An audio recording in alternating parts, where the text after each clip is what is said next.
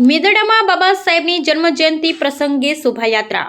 મેદડાના મુખ્ય રાજમાર્ગો પર શોભાયાત્રા ફરી, જેમાં તાલુકાભરના લોકો બહોળી સંખ્યામાં જોડાયા। મેદડા શહેર અને તાલુકાના દલિત સમાજ તેમજ તમામ સમાજ દ્વારા ભારત રત્ન અને બંધારણના ઘડવૈયા એવા ડોક્ટર બાબા સાહેબ ભીમરાવ આંબેડકરની જન્મજયંતિ પ્રસંગે દલિત સમાજ દ્વારા ભવ્ય શોભાયાત્રાનું આયોજન કરવામાં આવેલ। આ શોભાયાત્રા શહેરના શાસન રોડ પર આંબેડકર ચોક ખાતે બાબા સાહેબ આંબેડકરની પ્રતિમાને ફૂલહાર પહેરાવી જય ભીમ બાબા સાહેબ આંબેડકર અમર રહોના નારા સાથે બહેનો દ્વારા રાસ ગરબા અને ડીજેના તાલે ધામધૂમપૂર્વક ઉજવણી કરવામાં આવેલ।